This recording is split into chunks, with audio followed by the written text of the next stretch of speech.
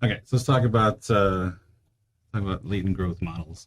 Here's a note. I actually want to note this in the video just because if we use this later on, it'll be interesting. So it's what today's November 5th. So it's just 5th, right? So today's November 5th. We're in the midst of the 2020 election that was on Tuesday. It's not Thursday, and they're still counting votes. It's like an unprecedented amount of votes, mail-in votes being counted, which they knew about, and we're still everything's sort of still up in the air.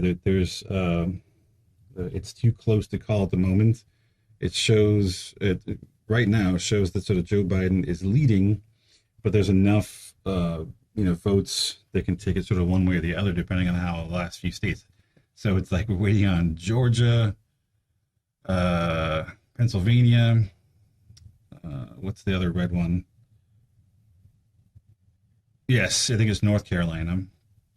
Yeah, North Carolina, and then and also Nevada, who it's leaning blue, but it's real close. It's only within like I think at the last time I looked, it was like 12,000 vote difference. So this could be historic in the sense of I'm saying all this now. We still don't know which way it's going to go, but we're going into this lecture with this sort of looming election on our brains. I think Matt has the TV on right next to him as we're going through this stuff, so he can check things as we're doing this. So it's going to be all right. So yeah, if anything major happens, yeah, let us know. So we just came out of the second exam and stuff, where we covered lots of things. We covered the last exam covers a lot of the sort of, as my father would say, the sort of meat and potatoes of latent variable modeling, right? We talked about path analysis, including sort of how to compare across groups and do mediation and all that stuff in path analysis. And then we expanded it out to looking at,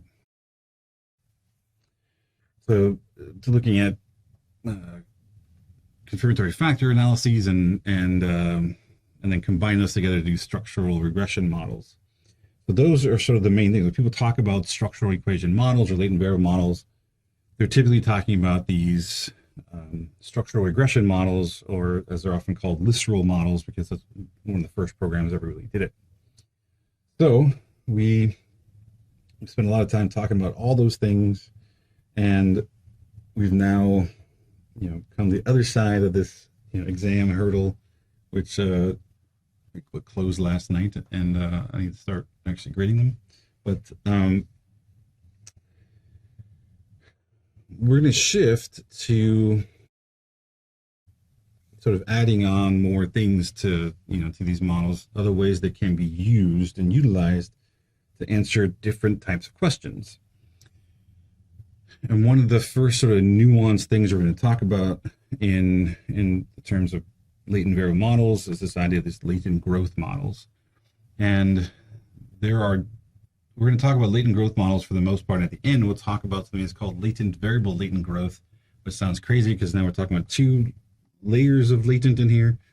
But this is a specialized sort of use of latent variable models to look at growth. And growth is another term for change over time. So handling repeated measures data is what we're talking about. And we've talked about, well, we have to a certain degree, we talked, in like 485, those of you that took that with me, we talked about, these first two, and then in 524, we talked about profile analysis as different ways of dealing with repeated measures. So we didn't talk about dependent samples t-tests like together. It's something you likely would have seen before taking a course with me, or before entering the graduate program here. But dependent samples t-test look at change across just 2 time points, going pre to post, right? And that gets extended out with repeated measures ANOVAs. And then we looked at being able to compare groups across time in a mixed ANOVA. And then we took that into a multivariate approach and used it as profile analysis. And the main things here is that for the first 2, this is just extending, right? So dependent samples t-tests, only 2. Repeated measures ANOVAs extends it to more than 2 time points. Mixed ANOVAs are a mixture of between and within, right? So, or between repeated. So we're now able to look at different trajectories, look at, our groups changing differently across time.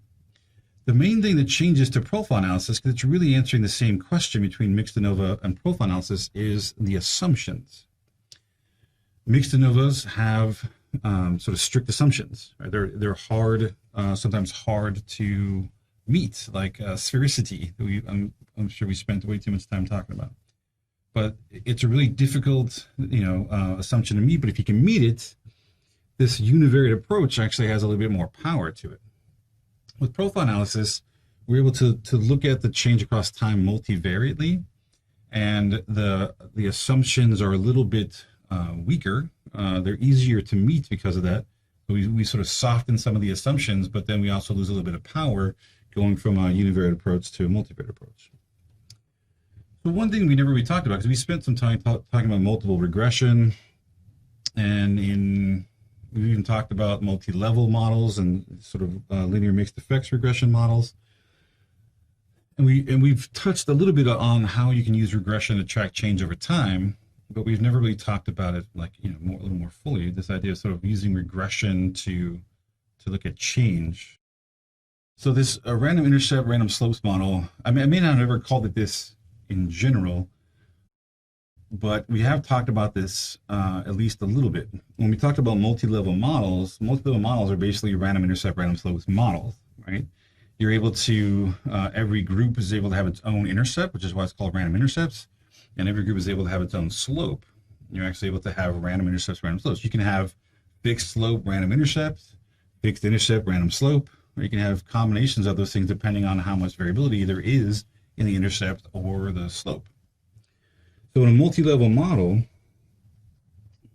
we talked about this because the way we think about multi-level models is you have, there's some level one variable. It could be, oftentimes it's like classroom, right? So you have like class, let's say CL1, you have another class 2, class 3, right? And you have a bunch of these. Let's say you have, you have 100 different classes of students. Right? So you have a bunch of classes. The idea being that because students weren't randomly assigned to these classes, they exist in their, they were placed there by, who knows, some administrator. They were put there based on who knows what the criteria are. But the students within each of these classes are likely to be more alike to one another in the same class than they are to students of other classes. So we talked about this idea that there is, that students are nested within these classrooms. So the idea is that in these classrooms there are a bunch of individual students that are all sort of existing within these classrooms, right? We'll just use dots that represent the students. Right, so each classroom has this sort of nesting design where these students only exist in these classrooms, and therefore they really only they only exist. They don't cross other classrooms. They only exist within this. So these students nest within this classroom. This marker, I think, is dying. Let me see. We switch to yellow. That's better. Okay. So they only exist in these classrooms so that there's going to be variability not only within the classroom across students, but also across the classrooms. And this idea of an intra-class correlation, it looks at, is there more variability across classrooms relative to the variability within classrooms? This is the idea of sort of nesting. We talked very little about how this extends to something like repeated measures, but the idea comes down to, we can look at repeated measures for individuals in the same kind of context by think about each of these, the individual. So you got like participant 1, participant 2, participant 3, all the way through participant 100. And each of these are repeated measures. So this is like, time 1, time 2, time 3, time 4, right? So the different time points in which the same participant was measured. And we can look at that for every single person. Right?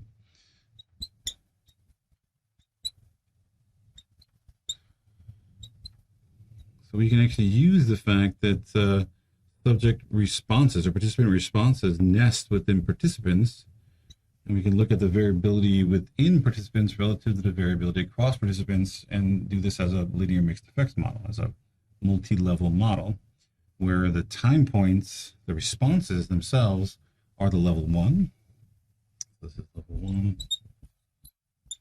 And this is the level 2, is the actual participants. We talked, again, a little bit about this, but we didn't spend a whole lot of time talking about it. But sometimes, you know, the way this is sort of put together, time 1, time 2, time 2, these are different responses for the same participant.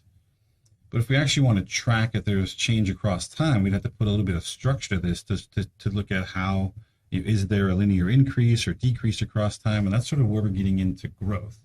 And we talk about growth models, these latent growth models, we're still talking about this idea of a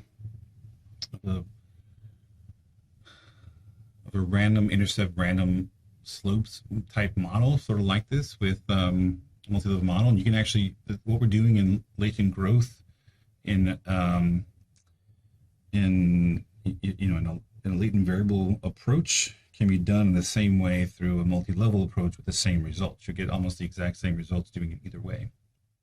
I'm going to show you sort of the idea behind this and how we sort of put this together, and then we'll talk about how this gets done pretty simply in a growth model within you know, in general, but then also within the bomb we get to the lab.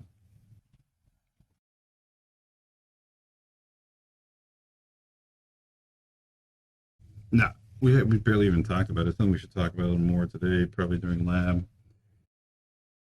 That you should be this time looking, if you haven't already started, looking for articles that have models and covariance or correlation matrices so you can actually replicate them.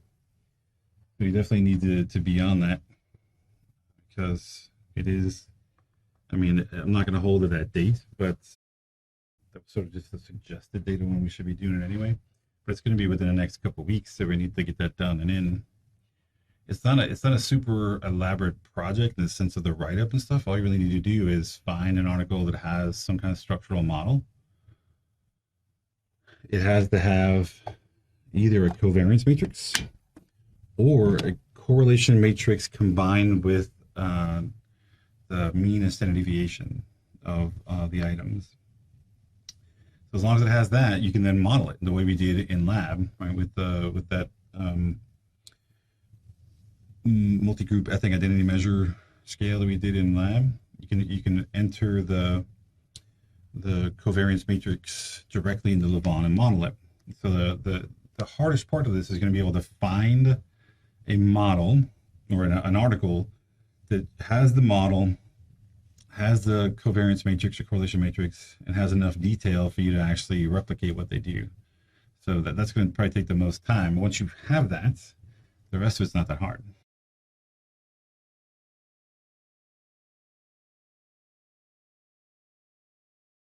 You're going to replicate in the sense of you're going to take their covariance matrix, you're going to enter it in Levon, you're going to run the model that they said they ran, and it, yeah, like we did with the MAIM stuff. You're going to run the model that they said they ran, and you're going to check to see are the degrees of freedom matching between your model and their model that they ran.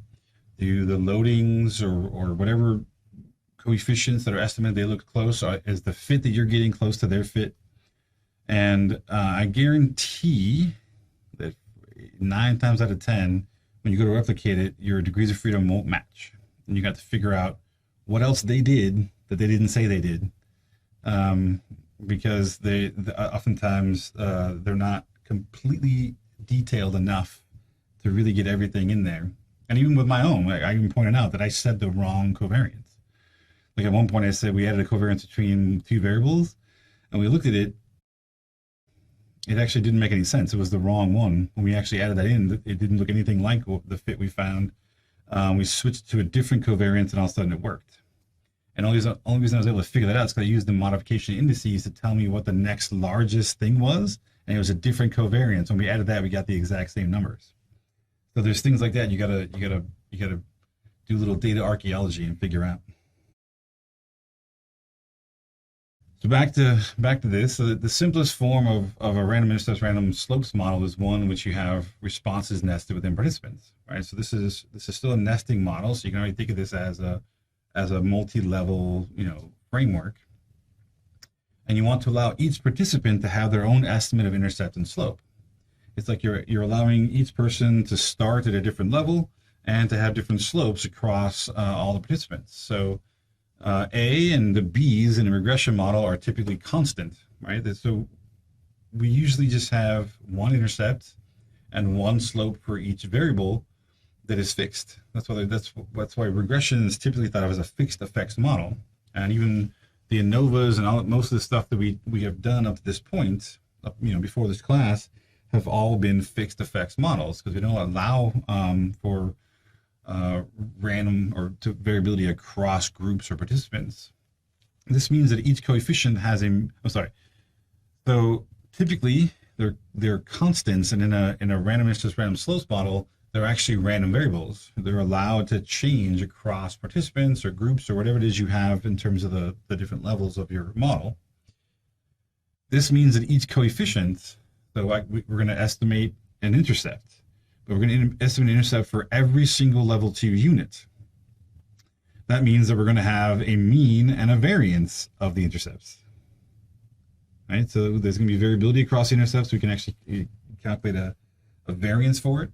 And then we can also estimate what is the average intercept. Same thing goes with the slopes.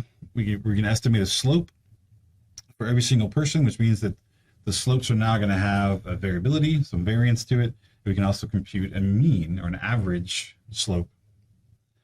So this is oftentimes called a random coefficients model or random effects model, as opposed to a fixed effects model, which is what we typically do.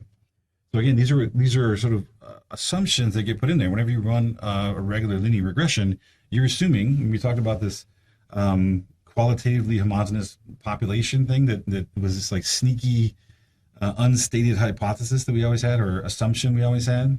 Anytime you're doing a fixed effects model, you're doing a fixed effects model because you're assuming that those effects apply to everyone the same. So you're in fact assuming a qualitatively homogeneous population. Right? That's the trick there. When you go to random coefficients model, you're now not assuming that anymore. You're allowing there to be differences across the participants or whatever the level 2 groups are, and you're not assuming necessarily that they're qualitatively homogeneous. You're actually allowing for the fact there's going to be some variability across the groups or across the individuals if they have responses nested with each one of them. This allows for a very different approach to modeling within groups data. We can assess the trend of each individual and then look at the overall trend as well. So we can think about there being, each person gets their own thing. It's a random estimate of both intercept and slope. And then we can also look at the trends or the averages across individuals or across groups to see if there's an overall group difference or something, with the added bonus that we get a measure of the variability in intercepts and slopes and can graph everyone's separate trends. Now, why would getting the measure of variability for the intercepts and slopes be a bonus? Why would we want that? Why would we want a measure of variability for intercepts and slopes? How could that possibly be a good thing?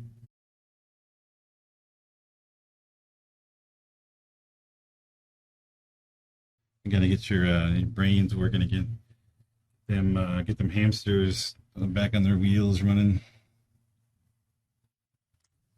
It seems like having variability, like we oftentimes our goal in like research is to reduce variance, right? We want to try to minimize variability by having more controls, by doing more things in our research designs to sort of to make the variance smaller and smaller. So why would having random intercepts and random slopes give us variability? Why would that be something that's good?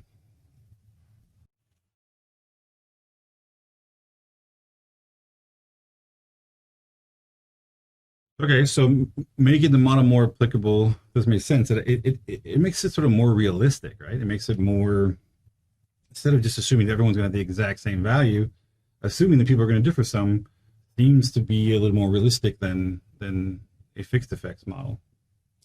There's more to it than that. So one of the things that we do, even in a multi-level model, or when we look at profile analysis or something, where we look at change across time, the fixed effects, everyone has the same effect. Everyone's assumed to be the same. So it sort of limits what we can do with that. When we allow for random intercepts and random slopes, they actually have variability. What can you do with variance? What does variance allow you to do that you can't do if you have zero variance?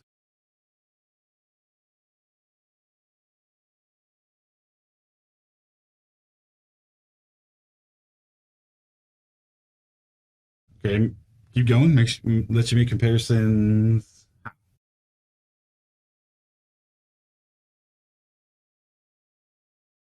Okay, so you're on the right track. Be able to compare within groups or between groups. But so if everyone's assumed to be the same, right? Everyone has the exact same estimate. There's no variability, right? So we can't really do anything. We're sort of, that's it. We're saying, look, there's no variability. There's no point in asking any further questions or doing anything else with it, because we're saying everyone's the same. But I think that was Hector. Is that Hector that said this again? I think.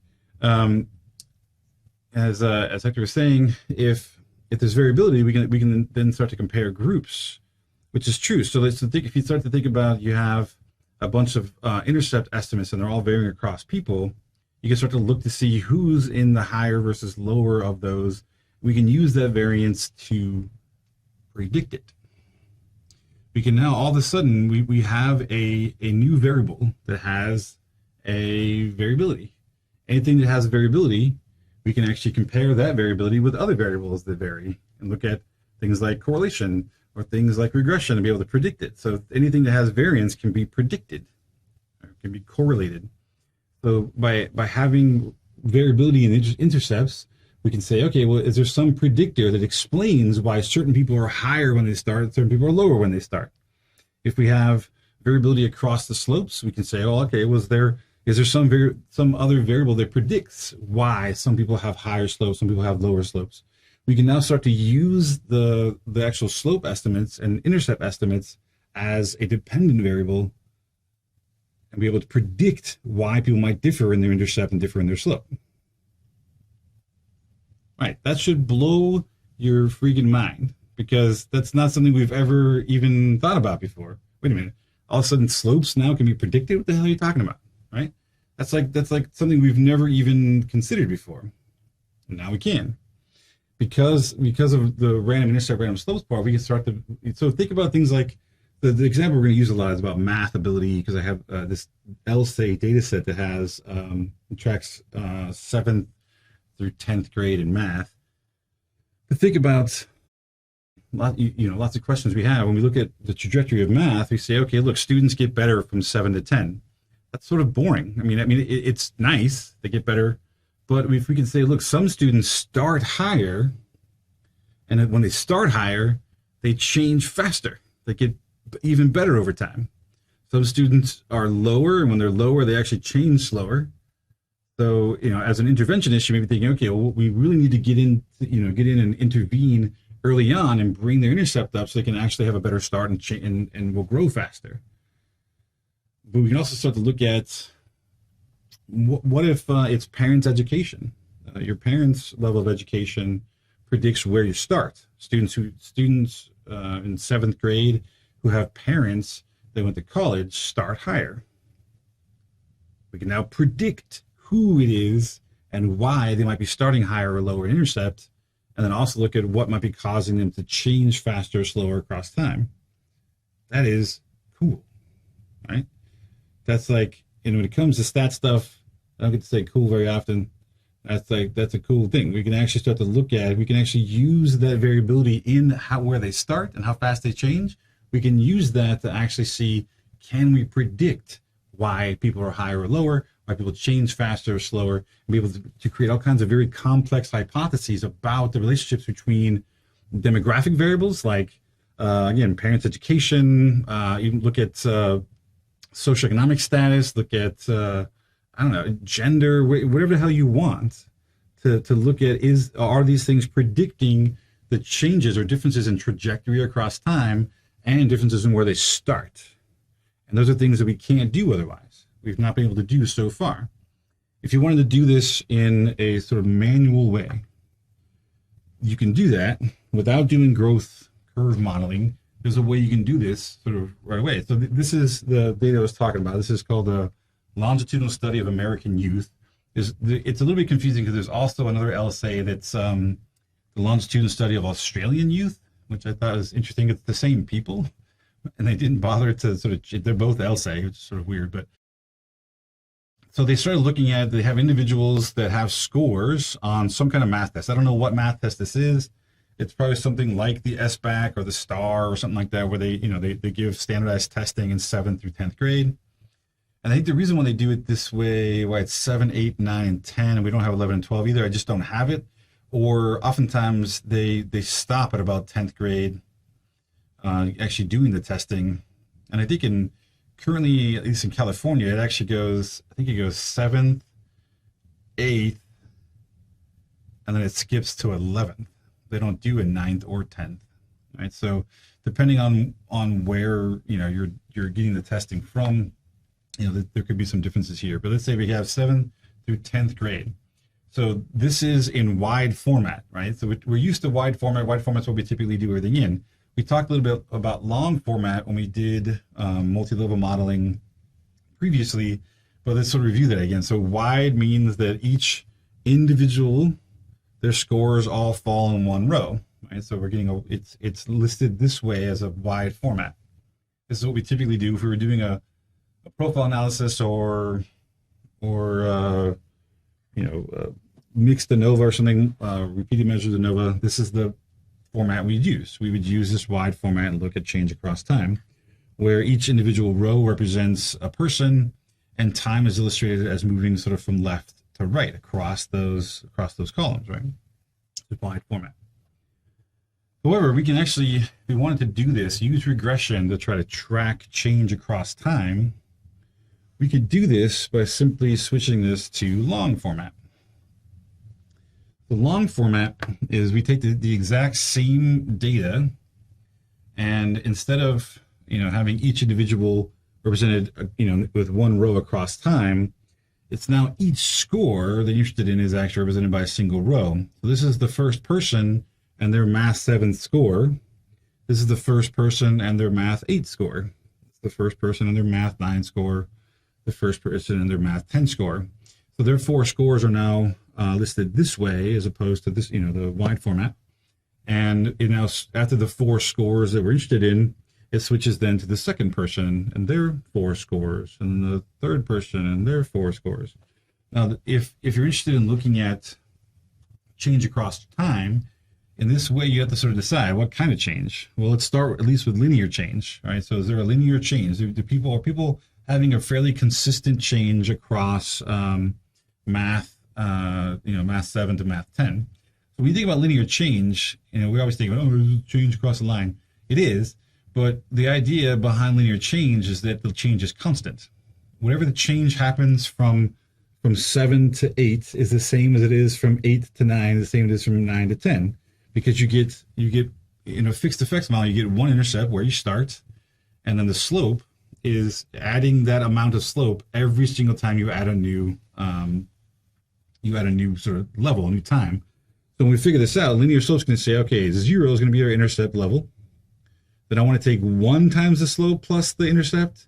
This is going to be 2 times the slope plus the intercept. This is going to be 3 times the slope plus the intercept, right? So within this one person, within this linear trend, we're going to get a fixed effect. It tells us that there's a constant change across time.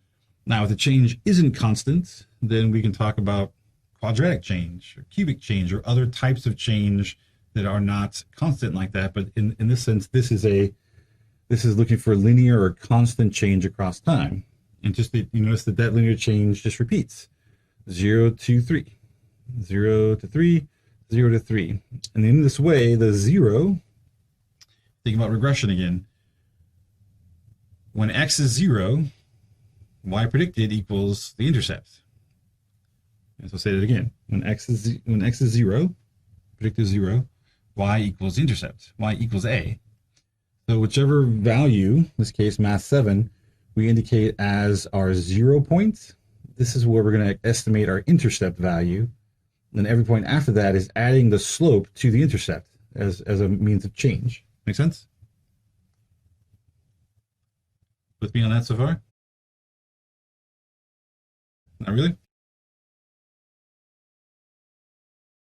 Y predicted equals, usually let's say it's something simple. I have the b times this x linear. So I have a linear predictor, right? And look at just person number 1, okay? X linear plus some kind of intercept for person number 1, right? So just look at just for now, forget about everybody else and just look at these 4 scores, okay? Whatever this slope is, right? Find out whatever this sort of the constant change is that relates linear slope to math. And it could just be that this is 0. There is no constant change. But the way we're going to compute this is, when does y predicted equal the intercept?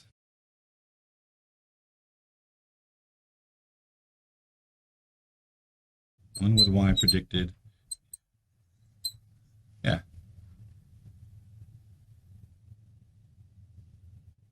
Yeah.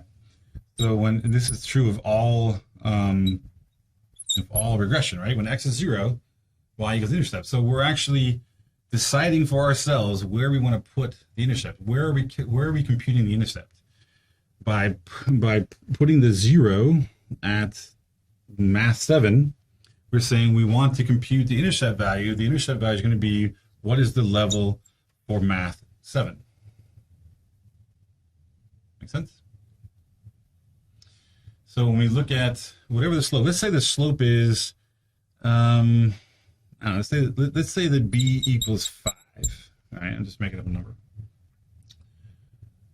What's going to happen is y for time, let's say y from math 7, right, for that person number 1, I can't spell, math 7 for person number 1, it's going to equal to 5 times 0, because that's the x value, plus whatever the intercept is for a, right? It's going to be that.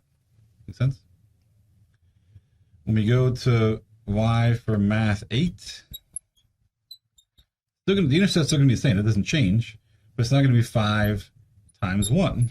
So we're getting 1 times the slope plus the intercept is what we're going to predict for math 8. With me so far?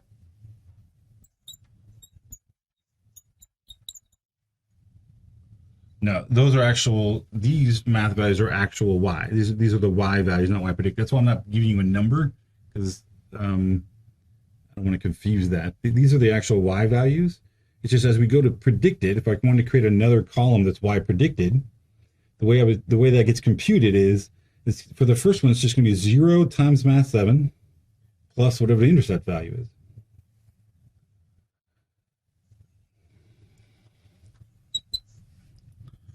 Yeah, because for the purposes of what I'm saying here, it doesn't matter so far yet. All that matters is for math 9, I'm going to get 5 times 2. It's going to be 2 times the slope plus whatever the intercept is, right? And then math 10 is going to equal 5 times 3. So that's why this ends up being a constant change. Because what we're going to predict is the change from math 7 to math 8 is really just about, it's going to be 5, right? The change from math 8 to math 9 is going to be 10. Make sense? Or I should say from math 7 to math 9, it's actually going to be 5 here, 5 there. So from 7 to 9, it's 10. From 8 to 9, it's 5. And then we're going to get another, going from here to here, we're going to be getting another 5. So we're getting a constant change of 5 each time. And all we got to do is, in order to plot it out, all I got to know is, where's the intercept value? Where's A, right? And then look at the constant change of adding 5 at each time point. So I'm just going to plus 5 plus 5 plus 5. That's my slope. Yeah, so if I want to look at linear trend, the code for linear trend is going to be this 0, 1, 2, 3. Now it could be, it's going to be sort of weird, but you could say, well, I want the intercept to be at math 10. So you could literally have like -3, -2, -1, 0, and that would then make math 10 the intercept. If that's what you want to do. You can also do it like -1, 0, 1, 2. Or you can put that 0 wherever you want. Just wherever you put the 0, that's where the intercept's going to be computed, and A is going to equal to whatever that value is. So normally when we do this, like the equivalent for repeated measures is that everyone at time 1 gets a 0, everyone at time 2 gets a 1, right? So we're looking at the averages. Is the average at time 1, right? The average at time 2. So we're actually collapsing across people. What's different about this when we go to doing this sort of long format and to doing this as a random intercepts, random slopes, is that every individual is going to be done separately. And then we're going to be able to compare across them. All right, so how does this work? So we are able to do this to set this up this way, and we can do this in regression style. So we can do this first. I did this, coded everyone linearly and did it all at once. So go back a second. We have the coding 0, 1, 2, 3, 0, 1, 2, 3, 0, 1, 2, 3. If I don't split it up by person, what it's going to do is it's going to calculate the average for all the zeros together, and then figure out a constant slope that is like the average for everybody. It's going to be doing it on the aggregate. It's going to sort of be combining everyone together and doing like basically a fixed effects model, which is what this does. So it's telling me here that the constant for everyone, if we combine everyone together, is 59.202, and then the linear change going from math 7 to math 8, 2.277 increase, 8 to 9, 2.277 increase, 9 to 10, 2.277 increase, but it's for everyone. You can tell that because here we're talking about like 60 people, so it's doing this for 60 different people all at the same time, right? Because if it's one person, it'd only just be 4. Right? So it's actually not 60 people, so at 15 people with 4 scores each, so treating those as 60 different responses. Make sense? Go back to here a second. I think it's there's not 6, there's not, this is the 15, I think, is that right? 5, 10, yeah, this is everyone. I think this is all 15. So we got these 15 people. I showed you the first 3 people here, but you can imagine doing this for all 15.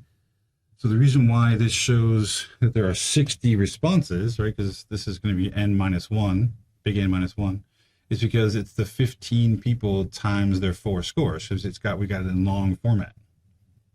Make sense?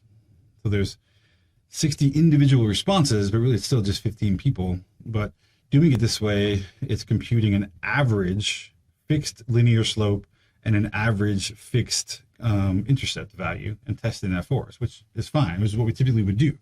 We typically would handle something like this and just compute fixed effects. But what if I just look at just participant 1? So participant 1, I now just isolated just their 4 scores and did a regression. So instead of being 60 people or 60 scores, it's now just looking at the 4 scores from participant number 1. And we computed that the constant, the value for them at the intercept is 68.241, and that they increased 2.686 with each grade on average. So these are fixed. These are fixed effects, but it's a fixed effect for just participant 1. Make sense? Okay. I can do that again for participant 2 and get a different set of constant linear slope values for participant 3. I can do it for all 15 people and now have a different intercept and different slope estimate for each person. So across people, I now have a random intercept, random slopes model, because I've done it differently or separately for every single person.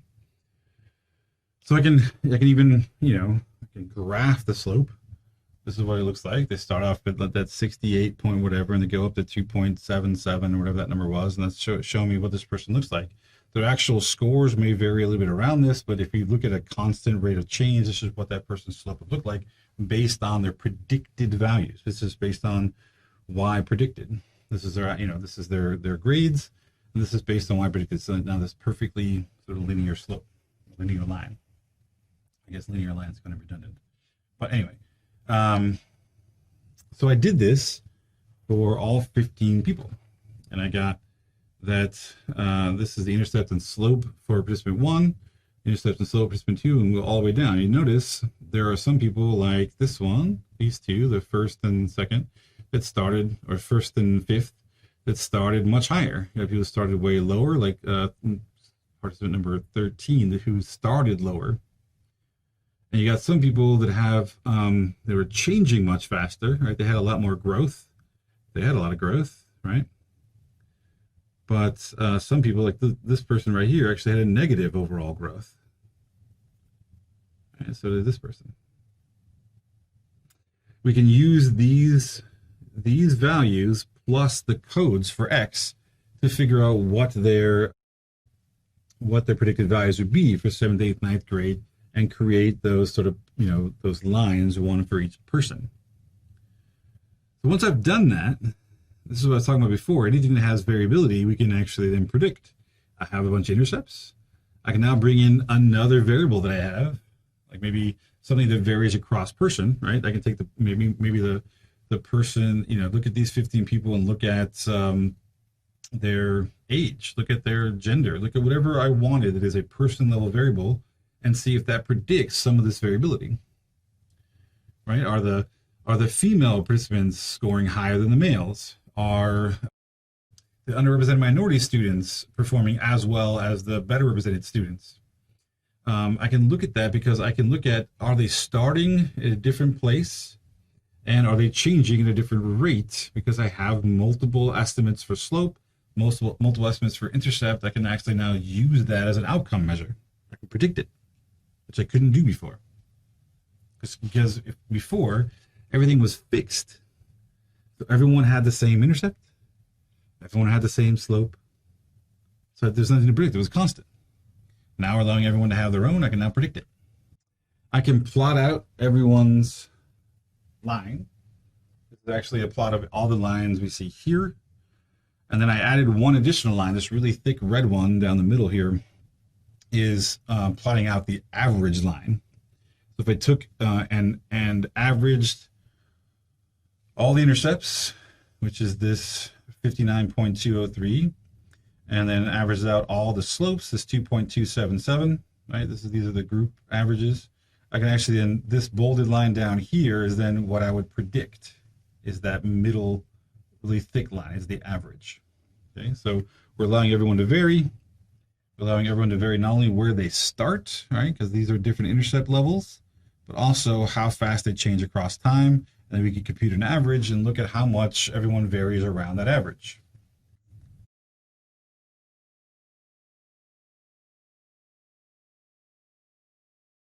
So it's practical to do it, but not this way. I'm doing this in I'm doing this in a very clunky way just for the purposes of illustration. But let's say you had 100 people. That means you can have 400 scores in a long format. So I do this in Excel just to be overly simplistic. But let's say in SPSS, you could ask it to do a regression, taking the linear slope, predicting the outcome, and just tell SPSS to split it by group. And the group you put over there is the sort of the person's ID.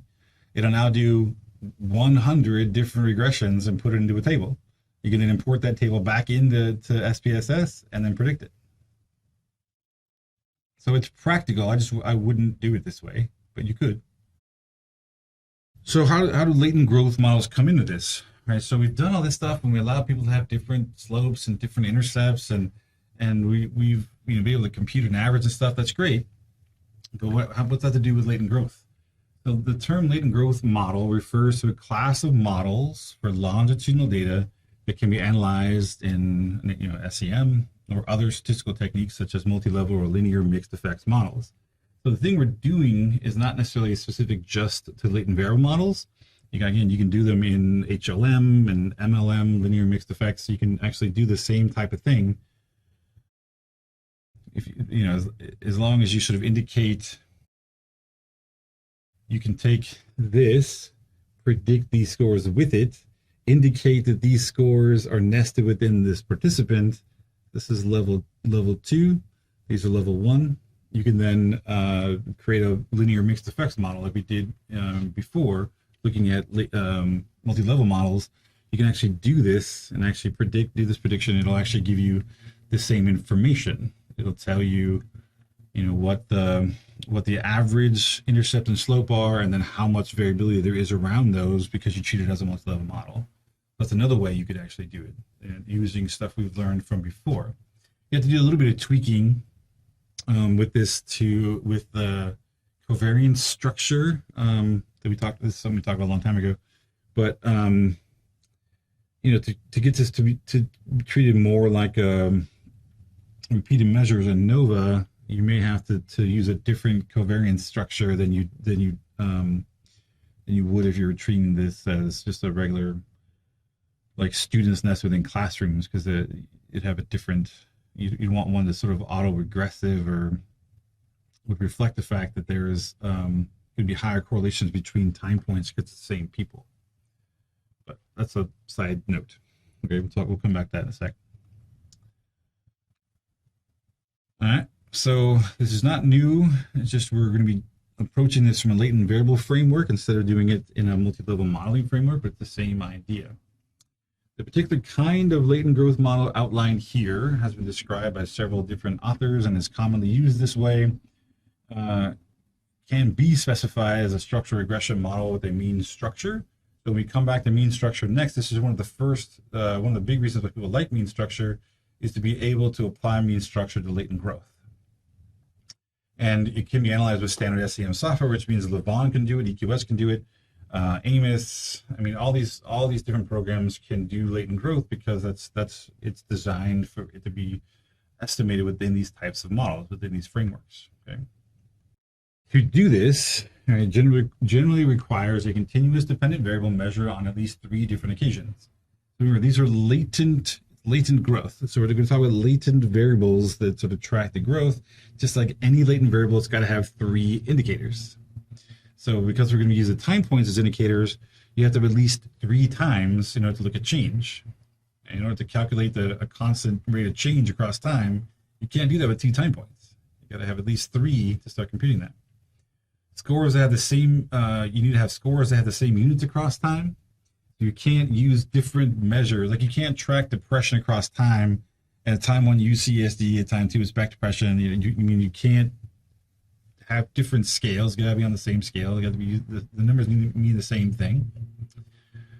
And you need data. So, by the way, you got to make sure they're also not standardized. You can't just convert everything over to a Z-score, because by doing that, you've also removed the averages and stuff. So tracking change won't really work. Data that are time structured, so it requires data that are time structured, meaning you have to have data that was collected over time. And everyone needs to be tested at the same intervals. So the intervals don't have to be equal. Oftentimes we talk about time 1, time 2, time 3, time 4. We don't really talk about it, but if the distance between time 1 and time 2 is 3 months, time 2 and time 3 is 6 months, time 3 and time 4 is 12 months, and time 4 and time 5 is 24 months, that's fine. Or, these are actually going, and this is going 3 months and it's 6 and now it's doubling. That's okay as long as everyone was collected at the same intervals. You can't have people being collected at different intervals where time 1 and time 2 mean different things. You can't have one person's time 1 is today, the time 2 is tomorrow, and then another person time 1 is today and time 2 is a year from now. All right, they all have to be at the same sort of time structure.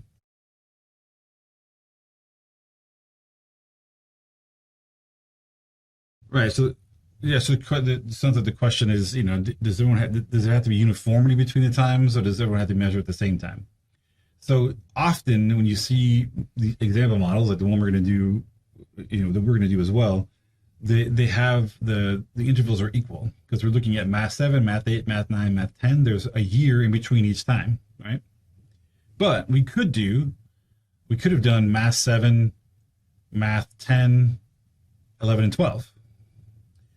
As long as everyone was measured at math 7, everyone was measured at math 10, 11, and 12, we could still model that just fine. It's just you can't have some people that are 7, 8, 9, 10, some that are 7, 10, 11, 12.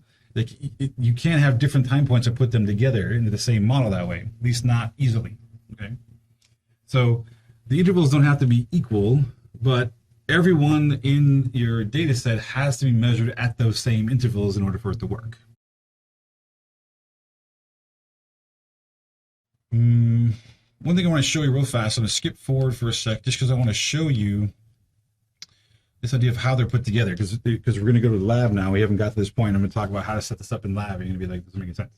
So the reason why it's called latent variable models is we're actually not dealing with latent variables. These are just measured variables, math 7 through math 10. And we're going to use those as indicators of two very specialized latent variables. One we're going to call the initial status, or you can think of this as the intercept factor, intercept latent variable.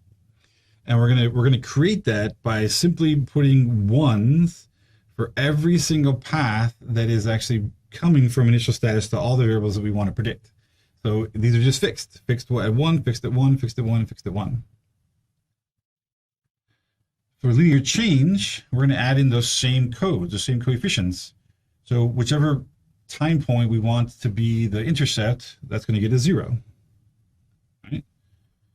And time 2 is going to get a 1, time 3 is going to get a 2, time 4 is going to get a 3. Right? So the same 0, 1, 2, 3 is there, and that sets up the linear change component, or the slope component, the slope factor. When you put them both together, the reason why this works is, well, how do we predict math 7? What is math 7? Well, math 7 is 1 times initial status and 0 times linear change. So that's our intercept point. Make sense? There's no linear change at time 1. It's all intercept. 1 times math 7 plus 0 times linear slope. Make sense? So this is our intercept point. What about math 8? Well, math 8 gets 1 times the same intercept plus 1 times the linear change. Math 9, 1 times the intercept and 2 times linear change. And then for math 10, it's 1 times, you can't see the 1 because it's behind the 0, but 1 times math 10, so it's there, right? There's the 1. And it's just getting covered up by the 0, right? So 1 times math 10, and then 3 times linear change. So by the time you get the math 10, whatever this value is, whatever this linear change slope is, this linear change factor, it's going to be 3 times that thing plus the initial status is where we're going to be at math 10 if there's a linear trend from math 7 to math 10. Now it could be that we do this and it doesn't fit because linear change, there is really no linear change. It doesn't really explain anything. So it's possible there is no linear change. But if we think linear change is an explanation for the changes across math 7 to math 10, this is how we set it up. Initial status, and then linear change as 2 different factors. But you notice all the coefficients are fixed. We're not estimating any of these things.